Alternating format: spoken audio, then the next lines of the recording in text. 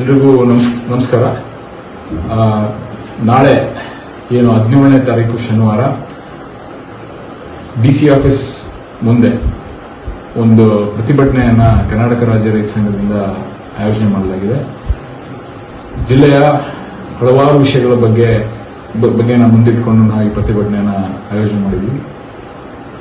ಸಕ್ಕರೆ ಏನು ಸರ್ಕಾರದಿಂದ ಬೆಲೆ ಸಿಗ್ತಾ ಇದೆ ಆ ವಿಷಯದ ಬಗ್ಗೆ, ಹಾಗೆ ಏನು ಭತ್ತ ಮತ್ತೆ ರಾಗಿ ಖರೀದಿ ಕೇಂದ್ರ ವರ್ಷ ಪೂರ್ತಿ ತೆಗಿಬೇಕು ಅದನ್ನ ಒತ್ತಾಯ ಮಾಡೋದಾಗಲಿ, ಮತ್ತೆ ಈ ಪಂಪ್ಸೆಟ್ ಸಮಸ್ಯೆಗಳೇನಿದೆ, ನಾವು ರೈತರು ಅನುಭವಿಸ್ತಿರೋ ಸಮಸ್ಯೆಗಳು, ಈ ತರ ಹಲವಾರು ಸಮಸ್ಯೆಗಳನ್ನ ಇಟ್ಕೊಂಡು ಈ ಕಾರ್ಯಕ್ರಮವನ್ನು ರೂಪಿಸಿದ್ವಿ.